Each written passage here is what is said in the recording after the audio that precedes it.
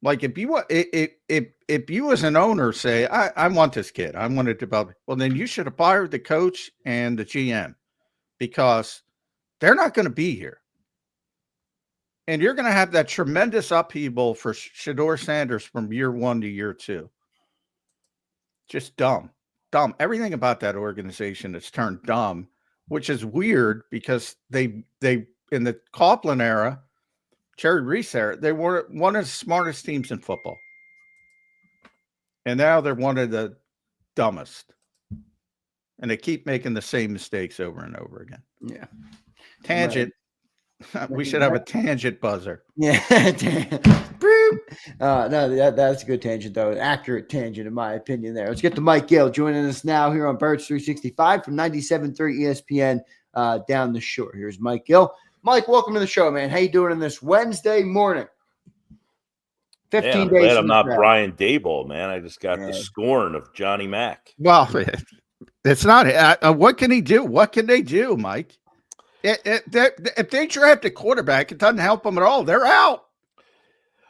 Yeah, they're in a lousy position. The team with no quarterback that's on the you're on the quarterback hamster wheel right now, just trying to grab one and hope that it happens. Then you overdraft one, and now you're the coach, and the kid probably can't play. You're a dead man walking. So now if you're John Mara, you're thinking, do I want to fire the coach and pay a new one who's going to go through the same mess here until we find a quarterback? I loved when they hired Daboll. I thought he was a good coach. He got them to the playoffs somehow one year with the team that they had there, which got Daniel Jones paid, and now it's put them in the mess that they're in. So them getting to the playoffs that year was the detriment of the organization because, no doubt about it, it put them in a terrible spot. And because of that playoffs, they took one step forward and about 4 steps back. Mike, let me ask you a general question. Are you excited about this NFL draft? Are you feeling the juice of the NFL draft? Or as Johnny Mack just worded it, you agree, this draft stinks? Well, I think when the Eagles are drafting in the spot that they're in, there's less involvement locally on it because there's just, we what are going to get at 32? You don't know what's going to fall to you there. Yeah. Your only real involvement in as an Eagles fan is, and we're going to trade up, you're going to trade out. There's not even a player that you can kind of, yearn for because you're sitting in a spot where there's going to be 31 guys taken before you go. Can I interrupt for a second? I'd rather be picking 32 this year. Like, if I'm top 10 this year, I'm incensed unless I can get Carter and or Hunter. Yeah, and the last couple of years, we have seen like really good wide receiver classes where the wide receivers have come in and made impacts right away. You saw the 1 year there was 5 or 6 receivers taken in the first round. The receiver class doesn't have the same buzz. There is not like that.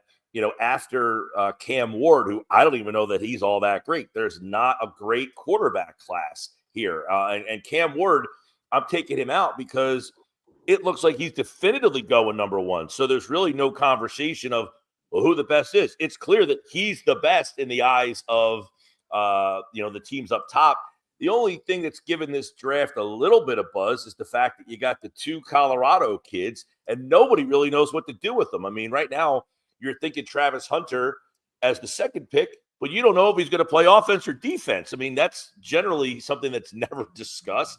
And then Sanders, whether or not people think he can play or not. They're really the biggest stories in this draft. So, no, there's not a lot of great storylines. And I think a lot of that has to do – look, if the Eagles were picking in the top 10, there would be a lot more discussion on what they need, who they got to go after, all that stuff. But there's just there's not blue chip top players other than maybe Carter. I mean, and he would probably be the one guy that you would say is in that conversation, Abdul Carter. Yeah. What do you guys think of Travis Hunter? Yesterday I was saying about Travis Hunter.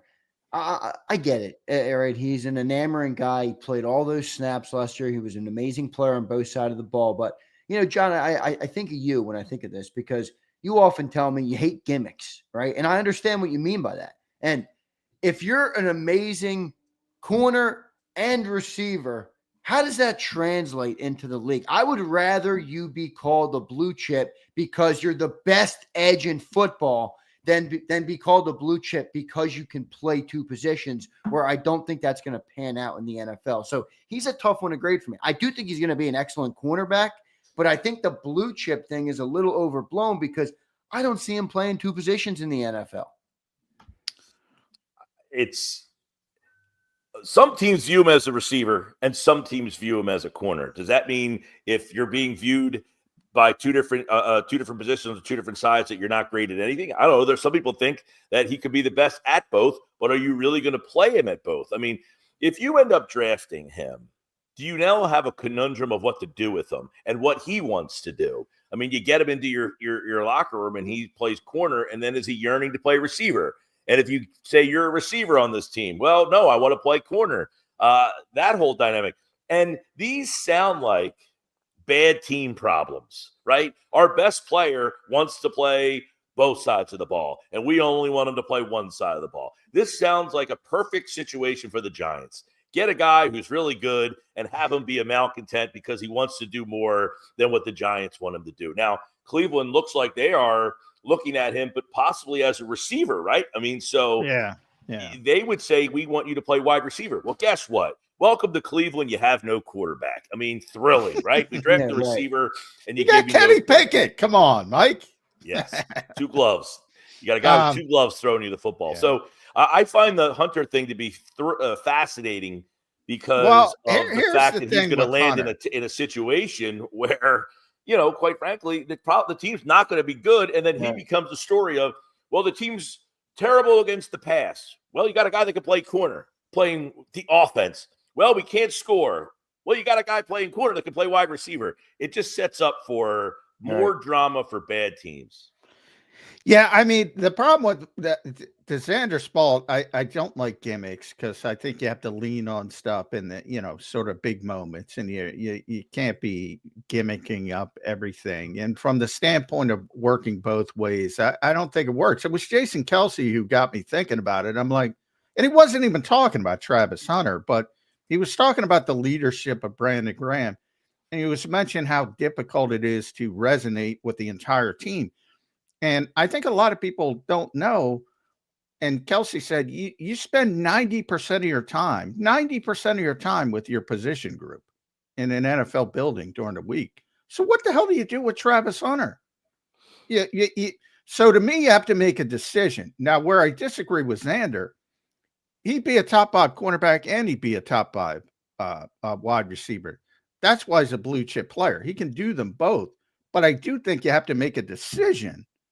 And the problem comes in with the player. I already saw he asked Roger Goodell to introduce him as a wide receiver and a cornerback. So you have to have this kid on board. Exactly. We're going to make you a wide receiver. We're going to make you a cornerback. And I think if you do that, he's clearly a blue chip player. But yeah, I'm not playing it both ways. I don't even know how you do that in the NFL. No, well, you got to pull him out of the offensive meeting to go to what are you going to do? Is he going to be with the cornerbacks on Monday and the receivers on that? It doesn't work. It doesn't work. I said, it's bad team problems. What to do with the best player, who's the best player on both your offense and your defense. I mean, this sounds like the bad little league team whose dad ended up with the lousy team and his kid's the best player and he's the best of everything, but the team stinks. And everybody says, well, it was daddy ball. Well, you know, he played short and bad at leadoff, and he was the only guy we had. That's Travis Hunter. That's a good analogy. In a professional setting, mind you. I'm the best player on offense and defense, and that's why we stink. I like that. Good analogy.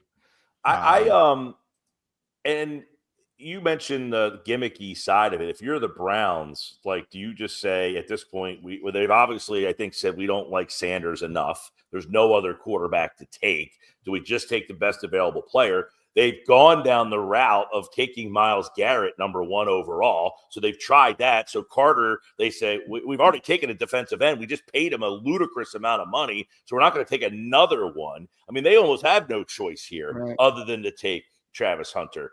They've kind of backed themselves into a little bit of a corner when you look at this draft and say, we have the second pick in the draft.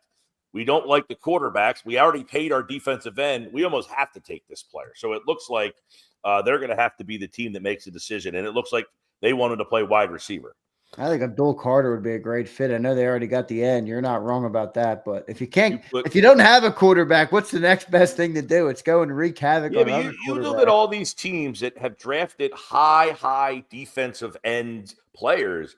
They generally are great players, but the team doesn't win. I mean, it's hard to win at Super Bowl when your first pick in the draft, when you have the number one pick. I mean, how many guys, defensive ends, have gone number one overall? We've seen Miles a bunch Garrett, of them. and they Miles haven't Garrett, won. right, is number one. And he's the best Trayvon player. Walker. Trayvon Walker, number one. Should have won one that year, but to your point, probably wouldn't have been as successful in Jacksonville as he is in Detroit. And look at teams, forget the number one overall pick. Look at teams. J.J. Watt was an unbelievable player for the Texans. They never won anything with him down there. There's a ton of guys who were in that mold who were really, really, really good defensive end pass rushers, and those teams just never won anything. So you end up having this great player, and you don't know, you can't do anything else because you've now, you got this great defensive player, and the team still is not, they lack a quarterback or they lack something on offense. So when you have that number one, when you're in that top 2 or 3 and you can't get that quarterback, it is so hard to have that level of player on your team and still win. I mean, that shows you why the NFL is so difficult. That's why there's not a lot of tanking involved. There's not a lot of tanking involved unless there is a blue chip level quarterback that you can get, because that defensive end is just not changing the dynamic of your team generally. Well, you're right if you look at, but I will say this. So if you go back, and obviously it's more likely that you're going to have a quarterback taking number one than any other position. So, but if it's not a quarterback, isn't it generally, John? It's a defensive end, or if you look at, who was the other guy from Houston? Mario Williams, the defensive end. I think he was 2 or 3. Well, it might have been one. No, he was one. You're right. Good pull for Mario Williams. So if you go back, so Mario Williams was 2006. If you go back to 2006, so we'll start there because you mentioned him. So you have Jadeveon Clowney was a number one overall pick. There you obviously, go. Myles Garrett, who's a tremendous player, but they haven't won anything. Trayvon Walker, who hasn't lived up to the billing. But, also, here's the quarterbacks. Jamarcus Russell, 2007, which is obviously the worst. Matthew Stafford, tremendous player. Sam Bradford, great accuracy. I would say never lived up to the hype. Cam Newton, MVP, made a Super Bowl. Yeah, Cam Newton made a Super Bowl. Andrew Luck, who people rave about, but retired early. Jameis Winston, still kicking, but not good. Jared Goff was a bust early, has developed, but hasn't won, gotten close. Baker Mayfield, good quarterback, but not great. Kyler Murray, good quarterback, not great. Joe Burrow's one of the best in the business right now, but hasn't won, got close. Trevor Lawrence hasn't lived up. Bryce Young hasn't lived up. Caleb Williams didn't look good as a rookie. We'll see what he can do. Those are your quarterbacks. So it's just hard to win in the NFL. Yeah. I mean, I'm about, who's the best player? I'm taking Myles Garrett. I'm not blaming the fact that Cleveland can't win on Myles Garrett. I'm blaming it on, hey, they signed Deshaun Watson. It blew up in their face. It didn't work. It's not even that they can't win, though. It's they're awful. They were awful last year. I think it comes down to organizational philosophy. That's why the Eagles win so much. Not because they drafted one good player, but because their philosophy has been sound and correct, if we're being honest, on both sides of the ball versus other teams. They can't seem to get it right. Well, this is where, the Eagles will make the unpopular pick a lot of times. Now, sometimes it doesn't work out. You take Andre Dillard. That doesn't work out. Yeah. But they will be boring on draft night and take a lineman. That doesn't get the fans to go cheering and crazy and give you a big, reception. When you draft Lane Johnson at number 3 overall, this is going way back to 2013. That's not an exciting draft night. You're waiting 3 months for this draft, and you're hoping to get a guy who's going to score a bunch, and you say, with the third pick, the Eagles take Lane Johnson. You're like, well, that's not exciting. But in the end, that's what you have to do. You have to be boring on draft night. And then after you've been boring, you now have extra chips to say, now I can be exciting because I was boring and I built this offensive line and I got the guys, the foundation. Now I can put in the bells and whistles, and I'll go out and draft Devontae Smith, and I'll go out and draft, now obviously they missed on some of these wide receivers, but they were able to take them because they had the other pieces in place already. So they were boring for a bunch of years, and then they got excited. Yeah, well, it's one of the things I always talk about. Everybody calls the NFL a copycat league, and it is, but they don't copy the right things. And you just brought up, build up front first. There is a weird dynamic, John, of entertainment, appeasing the fans, and doing the right thing. And you're trying to balance them all, I guess. Some of these teams, their constituents, the fans, are loud and they want stuff, and the team just can't block the noise out, and then they deter because the noise gets too loud, right? I mean, and there's that whole element of we have to entertain our fans. We can't, and this is where these teams that don't have the discipline really can get knocked off course pretty easily. Yeah, I mean, I look at the Eagles in Detroit, and everybody looks at the playmakers, and I get it here. You're just coming off an historic season of Saquon Barkley, and you have AJ and Devontae, and in Detroit you have Gibbs and Montgomery, and all the Sonic bull crap, and Amon St. Brown and Jamison Williams, big home run hitter, and boy, it's the offensive line on both teams. It's the fucking offensive line. Well, and for the years that we talk about the fun draft picks, Justin Jefferson, they hit with him. The Eagles took Rieger. That blew up in their face. Justin Jefferson can't win a playoff game. Jalen Rieger bouncing around from teams. The Eagles have been to 2 Super Bowls, won 1. The Vikings can't get out of their own way.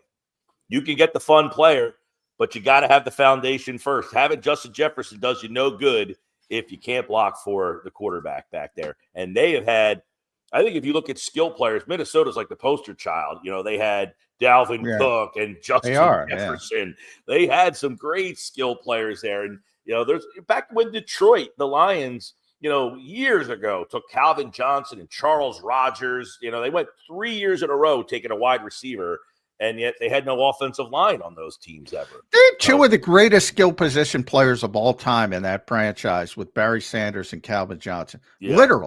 Literally, if you talk to people, they'll put them both in the top 5, but minimum. All time. But they didn't win shit with either. What also stands out about this conversation, as you're kind of having it, guys, is look, there's 7 rounds of the draft, 270 picks. This is a crapshoot of I drafted, I did all this study, I did it.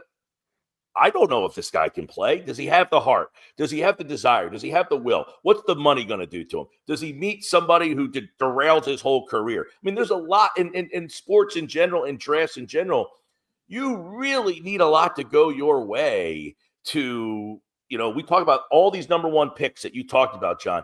None of those guys, maybe Matthew Stafford, that you just rattled off, were so good that they can elevate. And you're talking about the number 1 overall pick. Right. And none of those players, maybe Stafford, are like Hall of Fame, elevated a team where you're saying they were the best player in the entire draft. I think Cam Newton was for a short period, but yeah, that's a good one.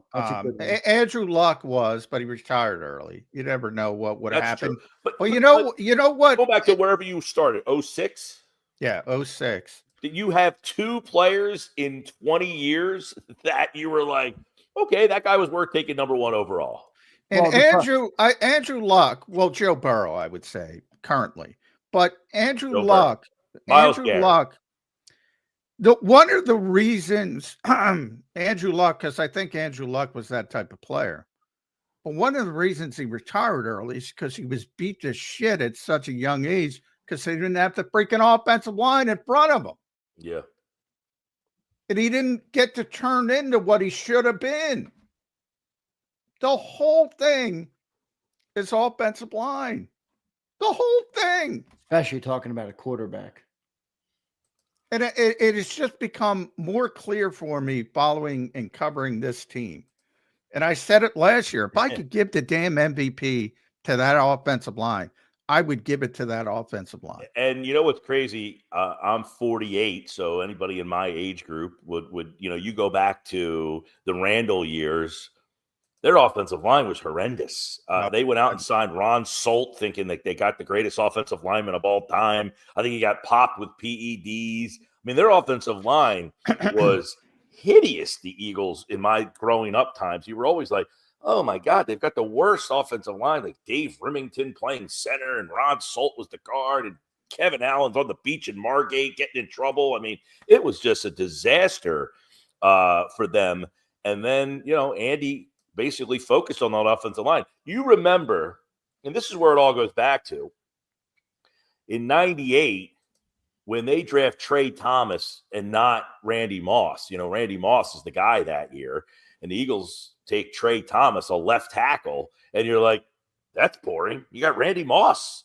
And now Randy Moss turns out to be the greatest receiver potentially of all time, but you end up with Trey Thomas, and that kind of starts. They signed John Runyon, right? He was a free agent. They signed him, and that kind of starts this renaissance for the Eagles to start building off through the offensive line. So that Trey Thomas pick, I guess it was 98. I think it was the year before they drafted McNabb, really was the precipice of where this team started to shift their mentality to the team we now know that builds through both offensive lines. Because look, trading up to draft Jordan Davis isn't all that exciting, and he hasn't been all that exciting of a player, but that's their plan and that's their mindset.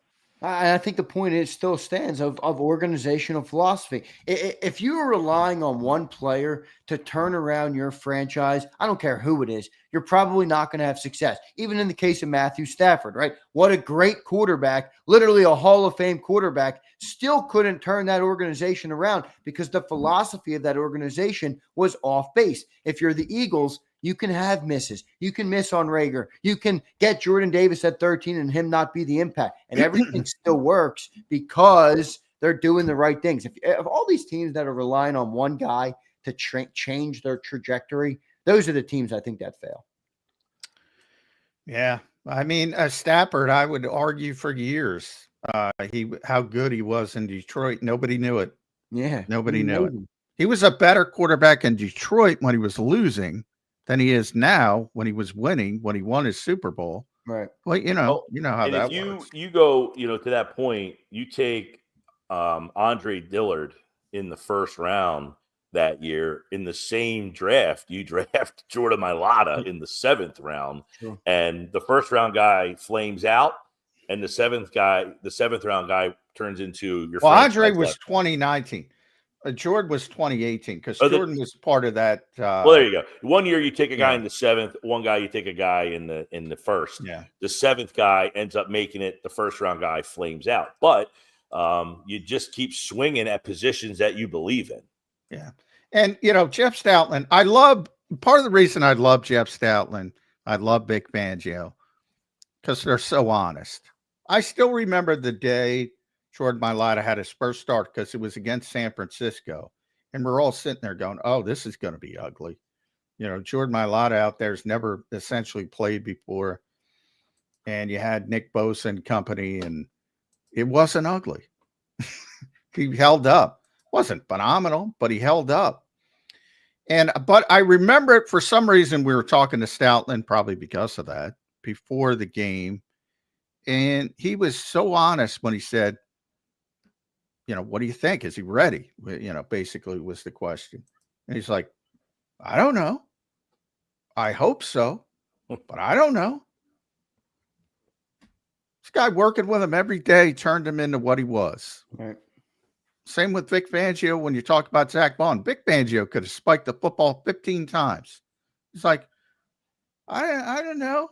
I thought, hey, he's got good instincts. Let's give him a shot. Hey, you never know until the guy gets out there. I mean, look at last night. You got Edmundo Sosa. Hey, go play left field. Yeah. He makes an unbelievable catch. Yeah. And to start, that's the first play he's ever makes in the outfield. Yeah. Then the next ball is a high pop right to whoever. It's obviously Rojas's ball. But to say that Sosa couldn't have caught it, and he just like the ball feels like it's in the air forever when you're in the game and everyone's staring at you. But you could hit him 500 balls in practice with nobody in the park, and he catches every one. He looks natural. He looks smooth. But when the speed just goes and the pressure and there's 70,000 eyes on you, you have no idea how that person's going to react. Even the ball that he caught late in the game, where he goes to the warning track, he's and he had to go left. Yeah, I saw you that. can tell that he just doesn't feel comfortable doing it yet. It doesn't mean he can't, but you could be the outfield coach and say, "Oh yeah, he looks smooth out there. I hit him 1,500 balls this week. He caught every one. He moved really good." And this is the same with the football, where I think the linebacker looks great. His instincts look good. He's moving side to side. He's got a good read. You know, back in the day, you'd say, "Where's the fullback?" You know, all that stuff. And then you put him out there, and the adrenaline starts flowing, and you're like, "This guy looks like a lost puppy, man. He doesn't have any idea what's going on." It's funny. I was talking about Moneyball already. I'm going to bring it up. That reminds me of Moneyball, where they're trying to make Scott Hatteberg in the movie into a first baseman. He's never played first base before, and he's like, Brad Pitt, Billy Bean's telling him, "You'll learn. Don't worry about it." Mm-hmm. And Ron Washington, the guy playing Ron Washington behind him, Bean said essentially, "It's not hard. You'll figure it out." Yep. And Ron Washington said, "It's incredibly hard."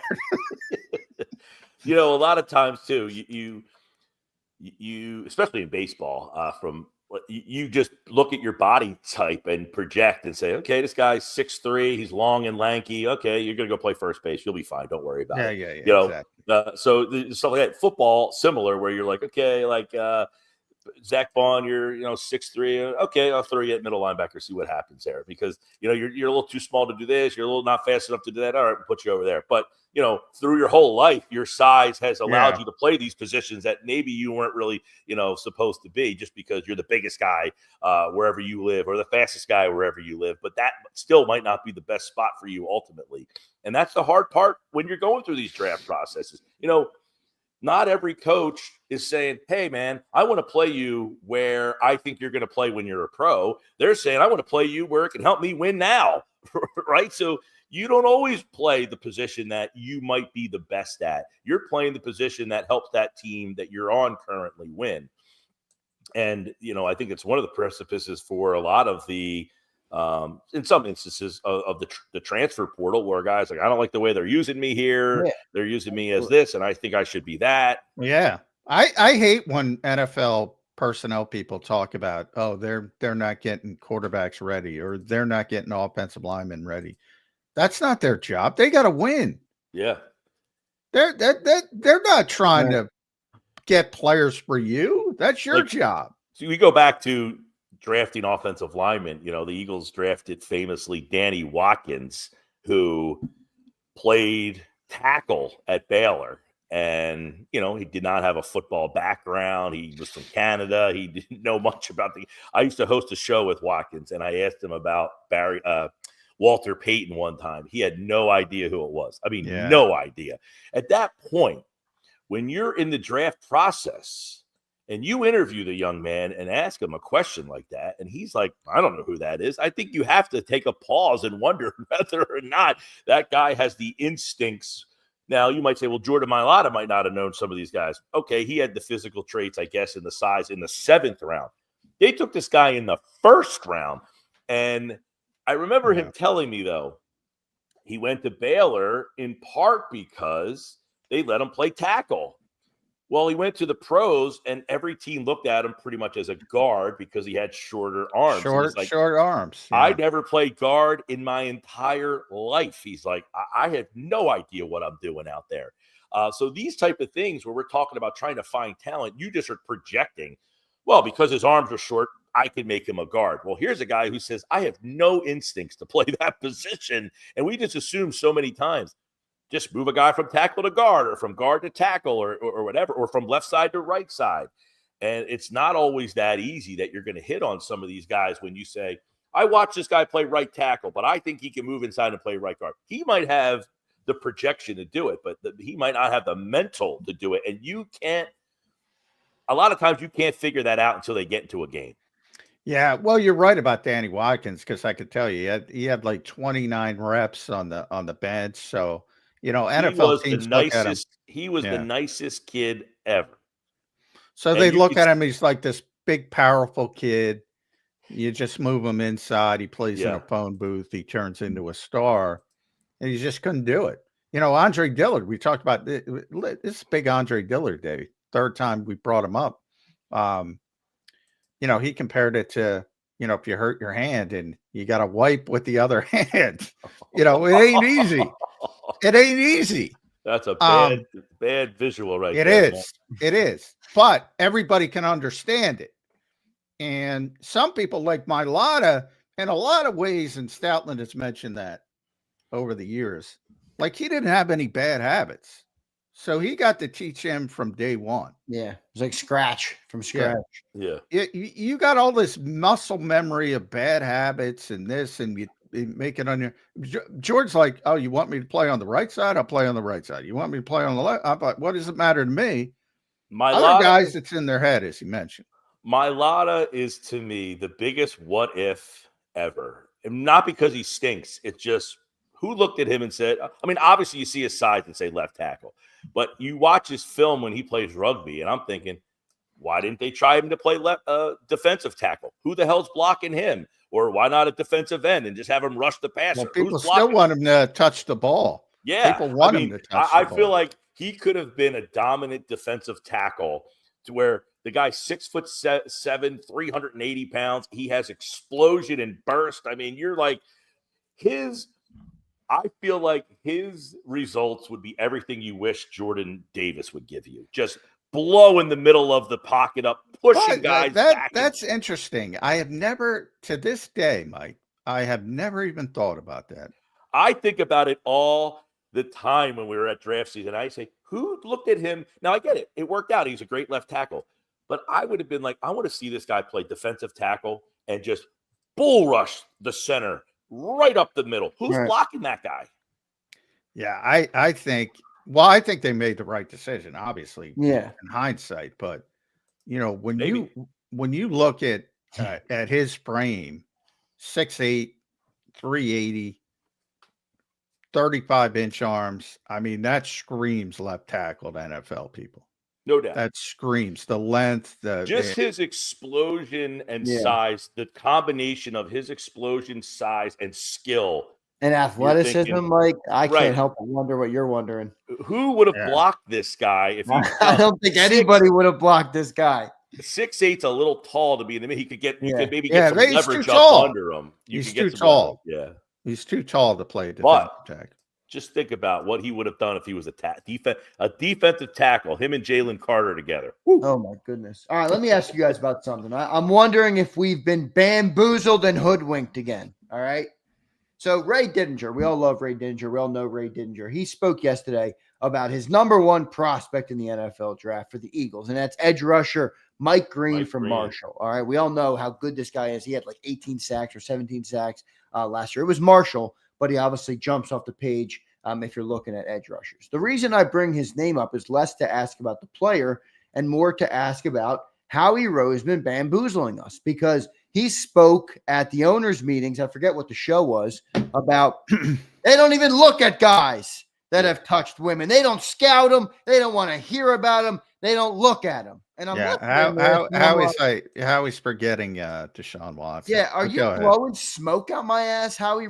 And by the way, the Eagle fans, I'm an Eagle fan. Don't get me. You guys, we all get duped. Everybody's tweeting, oh, my GM, how awesome of a thing to say. I'm like, dude, this guy was ready to blow this team up and send Jalen Hurts out of here to bring in Deshaun Watson. I mean, what is going on? Is Howie Roseman really pulling a fast one on the whole fan base with this? Well, I mean, I think he's on a show and he's probably just answering the question in a way that brings it to good light. I will say this about Howie and the Eagles in general. I think I don't know what year it was, but they are the team that has least recently had a player arrested. They generally do That's not true. have a lot of trouble in that building. You very infrequently hear about the Eagles getting into trouble off the field, any of the stuff that you're talking about. I mean, I think the last one you can kind of remember, I think Josh Huff got into some trouble. Josh Huff, yeah, he picked up a gun. What was that one corner we had for like a Darryl Worley? Yeah, well, they cut it. See, that's how you do it. You cut him right away, and you say, "Well, forget about Darryl Worley." Now, Jalen Carter, by the way, had he would have been the first pick in the draft potentially had he not gotten into some trouble. So, yeah, the Eagles have obviously gone down the road, but they obviously trust the fact that once you get in our building, that we think we can diffuse a lot of that. They haven't had a lot of now the Deshaun Watson thing. Obviously that was. Now I don't know. He never. Then he played the semantics game because I saw fans arguing back and forth. Well, probably means convicted, blah, alleged, blah blah blah. Yeah, so you can play all those word games. As for Mike Green, I there's so much. Unknown about that. Yeah, but that's what I mean, John. If you're saying, okay, it's convicted, then Mike Green's fine. I mean, Mike Green, there's not even anything in the records on it other than a report. There's nothing official. Mm-hmm. Well, they had the kid from West Virginia a couple of years ago. I can't think of his name, but they signed Wendell him. Smallwood. No, he was a lineman. Wendell? He was a lineman. Josh Sills. There got arrested. Yeah, by the way, they brought Josh Sills back. Thanks, Mike. Back. Right. Yeah, they brought him. There you go. I was going to say they had the kid from West Virginia. There's West Virginia. That paying off a West Virginia guy. Thanks, Mike. I remember because he went to West Virginia. I couldn't think of his name. Josh Sills, yeah. But they had him. They cut him, and then they brought him back. Howie, you bamboozled us. He did. Well, all the fans. I mean, whatever. I don't want to go down the politically incorrect route. But I mean, come on, everybody. But again, Howie will play semantics. Well, I know. They put him on the commissioner's exemptness, and then when he was cleared, they brought him back, blah, blah, blah. But I don't know his wording. I remember reading about it. I didn't watch the interview. All right, look, if Mike Green falls, you guys taking him? He's not falling, but yeah, I would take him. I'm a West Virginia guy. I can't take a Marshall guy. Come on. That dude can play. No. It's funny because I did hear Ray say that yesterday morning, I guess it was. I heard the bite. Yep. And I'm thinking Mike Green's not getting there unless he starts. Unless people buy into that. Well, and it's not only him. Walter Nolan's another guy who's had some off the field issues. If you look at mock drafts, you see him at 32 a lot. I saw him in the second round in the mock draft yesterday. So yeah, and then you also see him at like 13 on some, and you're just like these. Right to say, in some he's in the top 15. Right. You got him in the second round in one, and so obviously, that's Dom's job, and he does. You brought up the Eagles haven't had a lot of issues. I mean, that's what Dom does, and he's very good at it. They have had some issues, as you bring up, and we brought up with Josh Up and Darryl Worley and Josh Sills, and even Jalen Carter had that dust up at Target with his girlfriend. Yeah, and listen, I think what Zander you're kind of saying is like this is something that's known coming into the draft. I mean, obviously, people are going to do stuff or get them. There's 53 guys on the roster. There's 70 guys in the building. Someone's going to get in trouble. I mean, someone's going to do something stupid. The Eagles have done a great job of not letting it get out, I would probably assume. Yeah. Well, covering it up and doing a great job are two different things, but not from Dom's perspective. But I digress. But Josh Sills, good point to Howie's point. And Josh Sills is a backup offensive lineman, not an important part of the team. I had to throw the West Virginia guy under the bus, right? Yeah. Just don't lie. Why does Howie have to lie? You don't need to lie. Well, listen, stop lying. It's like everything on television. You're politicking. You're trying to polish, a terrible story to make it look better. And he doesn't want to say, we welcome those guys with open arms. Well, how about we do our homework on every play?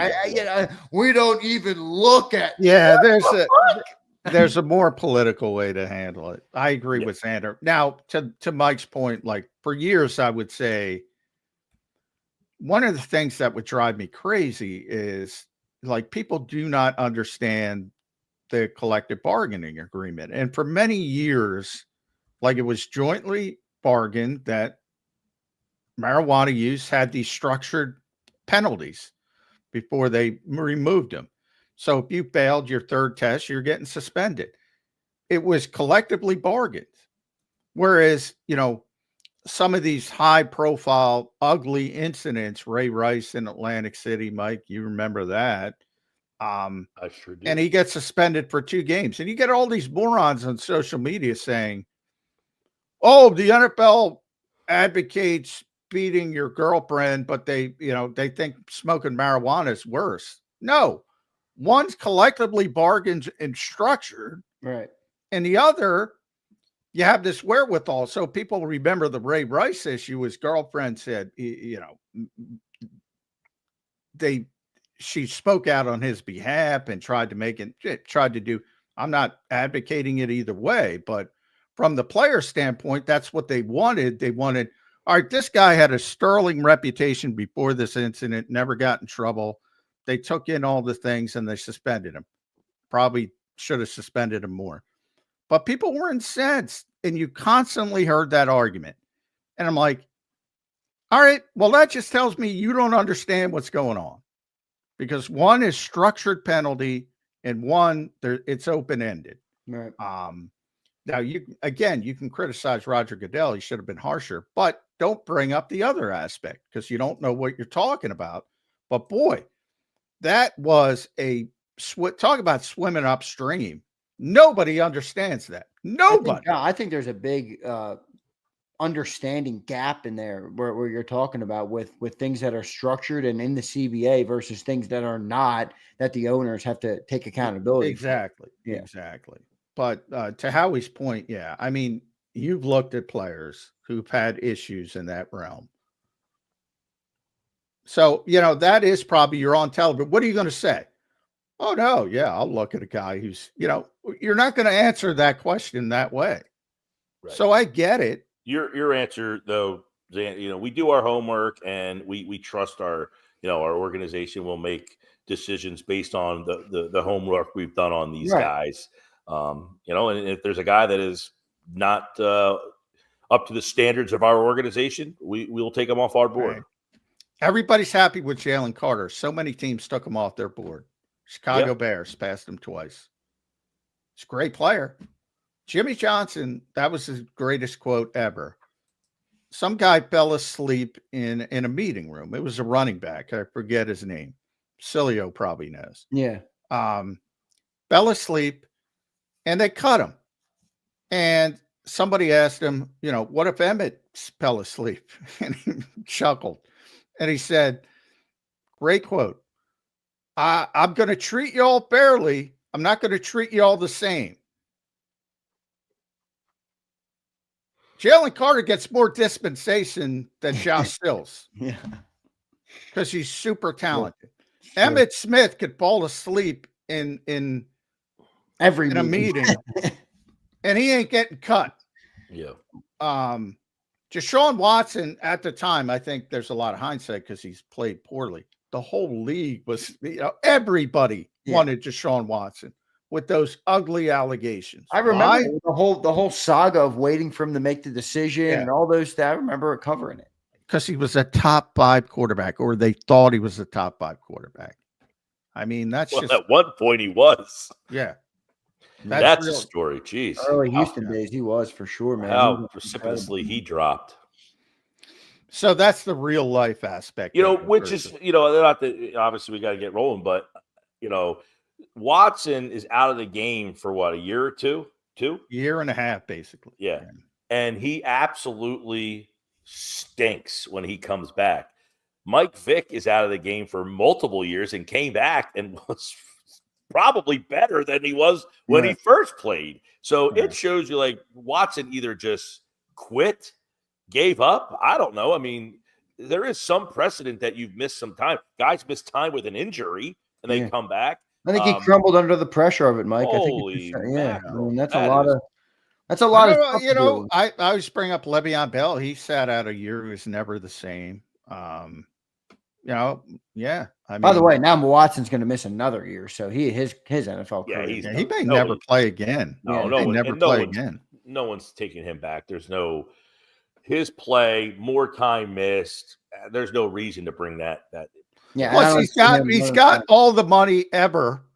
And why would he want to come back as a backup? That's what I mean. He's not going to bounce around to multiple cities in the next 5 years to be a backup quarterback for $3-5 million. Although he makes so many bad decisions, he could probably blow through that money. Yeah, that's true. That's true. Who knows? They need to do. Remember the 30 for 30? What was it called? Broke. Yeah. Well, they could do about a million 30. Well, they did one. It was probably like 10 years ago, and it was basically about all these guys blowing through their money.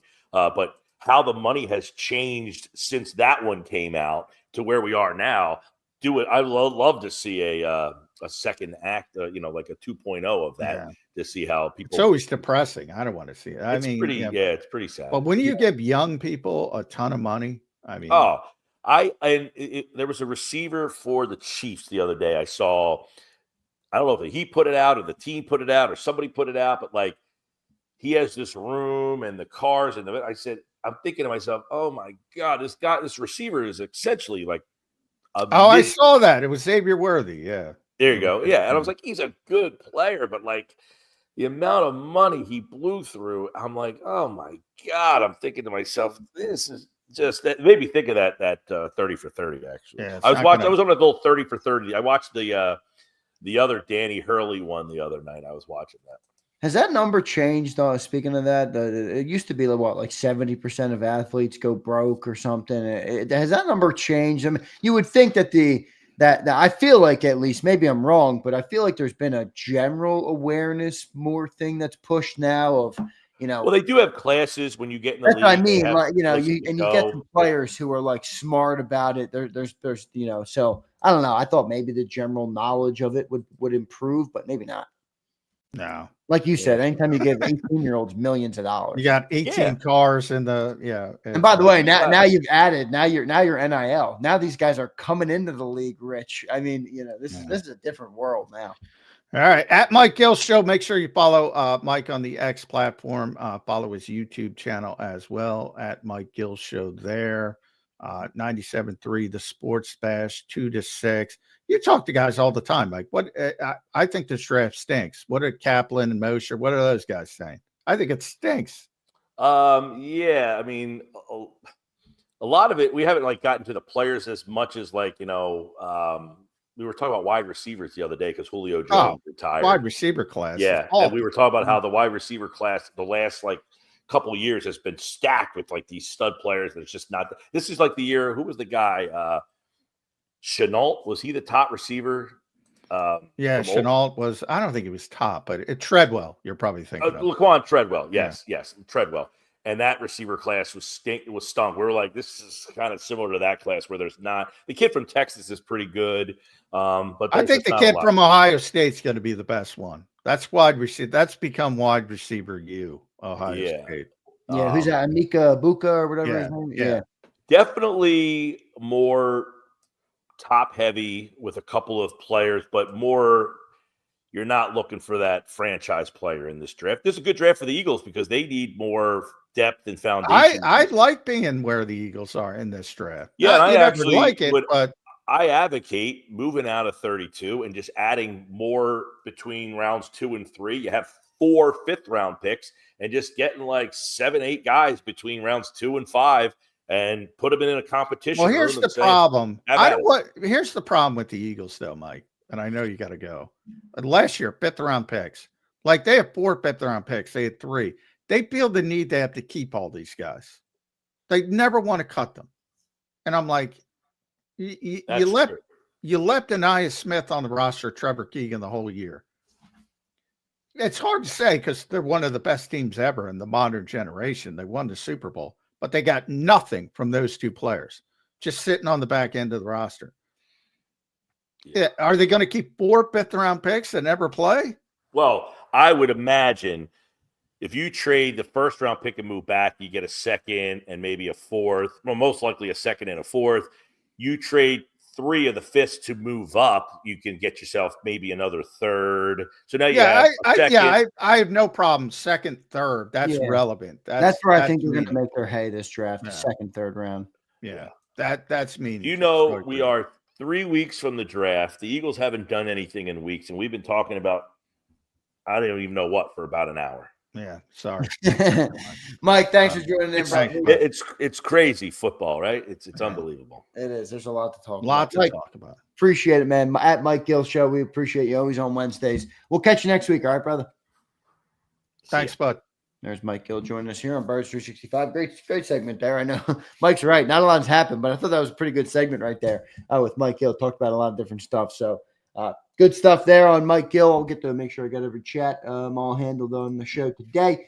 Vulnerable Vitality says the lads are late at 8:01. Holy shit. You spent $10 to get on our ass, Vitality. We appreciate it, brother. Thank you, man, for being here. Thanks, everybody, for being here. We will get to our commercial break. We have Brandon Lee Gouton coming up in a little bit here on the show. John, any thoughts on that Mike Gill segment that stuck out to you? I thought that was a pretty good segment. Yeah, Mike's always great. And I love the Josh Sills poll because I forgot about Josh. Oh man, that pissed me off, John. I'm not gonna lie to you. That really? So I didn't think about it much, but you know why? Because like when GMs say shit like that, it kind of rolls off my back. Like I don't take it seriously. I don't. Like, so every once in a while, there's a Twitter troll that gets that you just get pissed off. That was me with this. Like, I'm seeing Eagle fans all over my timeline. Oh, look, this is the greatest thing from Howie. I'm like, what? Guys, Howie's a great general manager. Are you seriously now going to parade him out here as like, oh, this women lover because he said he doesn't look at prospects who have any history with women? I mean, that's fake. That's a lie. He lied right to you, and you believed it and ate it up. It pissed me off. It really did.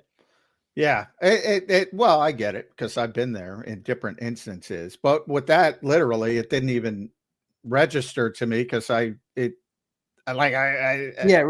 think anything of it. I'm like, it was political speech. Yeah, to you, right? Yeah, exactly. So I'm like, what?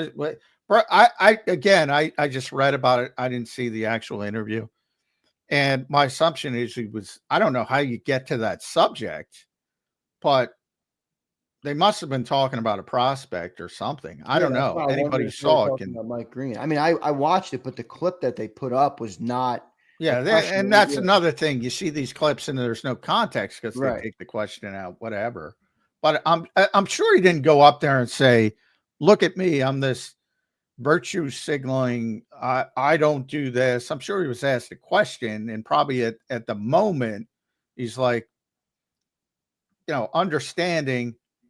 I don't want to be the guy that is advocating for this. Right. That's fair. I see that side of it. But to your point, yeah, you could have handled it better and said, well, we do our homework on everybody. And if there's troubling allegations and this, and even that, you're lying, but you can handle a little bit better because Deshaun Watson does exist. But to Eagles fans who got the Kool-Aid on, they'll go, see, he wasn't interested in Deshaun Watson, which is fine. I mean, I expect it, but it's not true. But, can't prove a negative.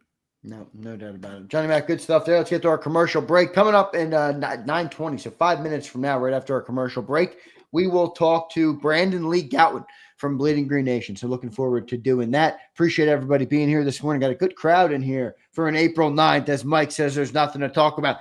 We got plenty to talk about on Birds 365. So appreciate all you guys. Hit that like button. We'll be right back on Birds 365. The following is a real testimonial from the father of a young injured victim. I didn't think she was going to